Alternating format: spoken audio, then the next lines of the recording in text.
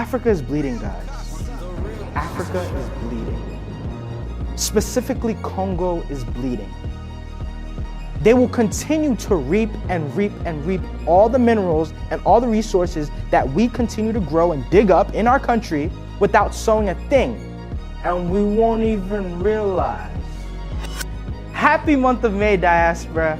I am back, I am ready, and the time is now.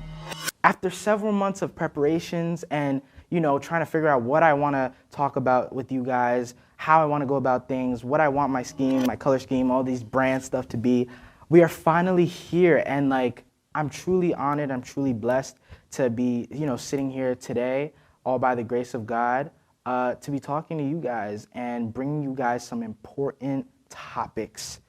I am genuinely starting to think, right, that we as an African diaspora are truly allergic to progress or unity. It's actually very, very concerning. I'm starting to think that we tend to find comfort in our division and embrace division more than we actually embrace unity as a whole. We scream one Africa, yet we do the complete opposite. Why is that? Truly, why is that? Africa is bleeding, guys. Africa is bleeding. Specifically, Congo is bleeding. And literally bleating. And it seems as if there's no way out or no one really cares. Guys, when one of us bleeds, we all bleed. We all bleed. So DR Congo, Russia, China, the US, we're going to be diving all into this, all this coming up on today's show. With no bias, no lies, just real vim, real Kasa. Hey viewers, if you're looking for some amazing West African cuisines here in Jersey, visit Legit African Touch at 52 Ferry Street, South River, New Jersey. Only continental dishes, Mama's Secret. Preferably Ghanaian or Nigerian dishes, all in Legit African Touch. Visit Legit African Touch now. So what is going on? What is truly going on abroad right now in the African continent? Since the beginning of this year, of 2024, we have witnessed a rise in the death toll in the Democratic Republic of Congo, right? So, which has actually really caused great havoc in Africa, like I said previously, and over 7 million people have been displaced in DR Congo, and many, many people with no access to pure, clean water at all. This is what we are facing right now within the African continent. This is what we're facing. And it doesn't seem like the diaspora cares. It doesn't seem like our generation truly cares. But I don't want to downplay it because I have seen posts, I have seen more awareness to it, different FundMes, all those FundMe stuff and whatnot. I've seen it. And honestly, I think it's all a good step in the right direction, right? However, it's still more than just posting and all these different things. I feel like we actually need to have a strategy of how we can actually help these people abroad, right? We're all worried about rap beef between Drake and Kendrick Lamar. I actually don't care. I truly don't care, right? But anyways, let's really dive into, what's really going on in Congo. So currently in the camp named Bolongo Camp in Goma, DR Congo, there are about 15 to 20 camps, correct? So people are literally fleeing because of the insanity that has actually occurred due to the Western powers, the Western governments, the UK, the USA, France, and Israel. Right now, there is lack of media attention on CNN, on Fox, on NBC. There's no media attention whatsoever. And do you guys ever sit down to think, why is that? Why is there no media attention on these specific things? Because they are truly the ones funding it. Let's just say that. Let's just say that. France, the US, the UK, they all have a hand in this. Do you know how much money? You know how much money is in war? There's so much money in war. There's so much money. At least $32.5 million. a year, hypothetically speaking. I'm saying this off the top of my head, right? But there's all you guys should know is that there's a lot of money. There's truly a lot of money, and these Western governments are funding such terrorist and militia groups within the country. They don't care. They absolutely don't care. And the US right now are currently blaming the Rwandan armed groups for the current bomb attacks on the camps. And yet they're the ones actually funding the acts, right? Do you realize that there's a blame game here? There's truly a blame game where now the US is blaming the Rwandan armed groups, and also the Rwandan armed groups are blaming, the Congolese people for also having, basically a part in their invasion as well, right? The Rwandan genocide has actually took place in 1994 and created so much havoc, right? We all know about the Rwandan and also the Congolese genocide in 1994 as well. It was horrible. We know this, right? However, Rwanda was actually able to recover in some type of way, right? When Congo was not. I just started learning more into the fact that, look, the Congolese genocide never stopped. It never stopped. A lot of people don't know that. A lot of people think that, oh, it just started now. No, it actually has been continuous. And Rwanda has actually been able to recover, and they've actually been able to create more of an alliance, or at least some type of deal. Their governments have been able to create some type of deal with the US. Obviously, with their resources that they have and stuff like that, they've been able to adjust and make sort of bond and relationship there.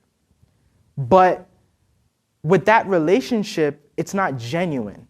We have to understand that as Africans, that this relationship that we have with Western governments and Western powers are not genuine relationships. They will continue to reap and reap and reap all the minerals and all the resources that we continue to grow and dig up in our country without sowing a thing, and we won't even realize. When are we going to wake up? When are we simply going to wake up as an African people and as a diaspora and realize what is going on? Why is it that people can come outside into the continent and make millions, billions of dollars? Why? And our own people still in poverty? I'm going to leave that question with you guys. But anyways, it's, I just want you guys to know, I want to ask you guys, when are we going to really realize that they continue to put us against each other? They continue to put us against each other, and that's the blame game here. Rwanda has been acting as if they have been okay for the past 2 decades in favor of European powers and powers of the Middle East, right? Look, I just want to make this clear. I do not want to diminish the magnitude of anyone's suffering, of any genocide. Every single person is or has their own experiences within this genocide, right? But it's clear as day that Rwanda has been able to recover and Congo continuously is still suffering. That's why we need more media attention on this, right? Because they're the ones that are continuously getting bombed day after day. So every single person, right, has their own experience. So I'm not trying to downplay or lower, the magnitude or significance of anyone's, crime, but this is just what it is right now. So what are we really going to do? What are we going to do as a diaspora, to actually, make some media headlines here and let people continue to know, about the genocide taking place? We continue to talk about Israel and Palestine. You see how they're able to create so much media attention, right? Their diaspora as well are able to create so much media attention everywhere you go, every feed post or advertisement you see. Free Palestine, free Palestine, free Palestine. Correct? I need to see more free Congo. I need to see more free Africa. Free Africa. I need to see more of that. Because Africa is bleeding, ladies and gentlemen. Africa is bleeding. So, when's the Independence Day of DR Congo? June 30th. June 30th, on the 30th of June, I do not want to see anyone in any clubs. I don't want to see anyone in any clubs. On the 30th of June, I need to see everyone bringing more media attention to this genocide. I'm telling you, we're the generation of new technology. We are the generation of new world technology. Why can't we use these platforms? It's not everyday legwork. It's not everyday clubs, popping bottles. It's not every day we're gonna be, just doing rubbish. We need to actually focus on what's important here. There are so many bright minds in the diaspora. There are so many other voices just like myself that should be using their platform as well to bring attention towards these causes, right? So on the 30th of June, I want to see posting more of, the catastrophes. I want to see more of hashtag pray for Congo, hashtag free Congo. I want to see more of that. That's where we stand right now. That's where we need to be. So, honestly, DR Congo right now, let's just be so transparent here. DR Congo is supposed to be the richest country on earth in mineral wealth. Yet the wealth is nowhere to be found within our own people, right? So, instead, we're bringing each other down. So my message today is really clearly, we need more media attention. I want you guys to know Africa is currently bleeding. Over 70+ million people being displaced with no clean water, 70+ million people starving. This is nearly like the same population in New York City, and it's nearly the same population as London. 48 women raped per hour, and 40,000 children are forced into child labor without mining tools. At that, all in the name of coltan, cobalt, and copper, right? Because these are the minerals that DR Congo carries. This is not exactly only physical violence, but this is structural violence. Again, does the Democratic Republic of Congo have a functioning government at all? Because, it really does feel like there isn't. It's non-existent. Because the government is not truly working. It creates room for gangsters who disguise themselves as militia groups within the country. How many administrations have succeeded in actually running the country and having its presence felt in every village in Congo? Why? We need to ask ourselves this, right? But the reason, let me go into the reason why everything is really happening right now in Congo and why people are actually being displaced.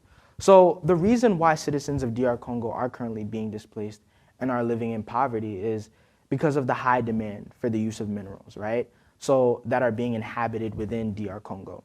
So these minerals are, like I said previously, are coltan, cobalt, and copper, which are needed in order to create and build new digital technology, devices for the Western world. So the governments of the DR Congo and Rwanda,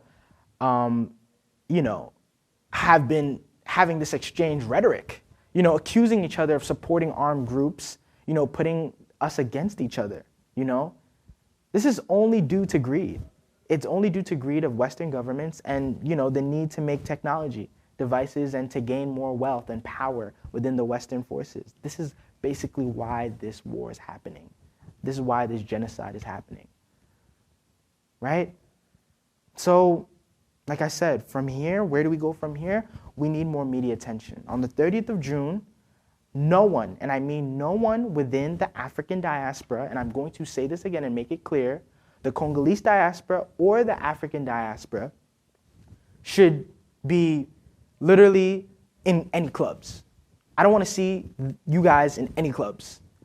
Let's be so for real. I know the diaspora loves enjoyment, but you know, I don't want to see any one of you guys in these environments in hopes of promoting the culture or bringing Africa to the States. You know, like, you're not contributing anything useful to the initiative. Let's be so transparent here. You're not. Instead, we should be taking major initiative on the media, right? The posting is not enough.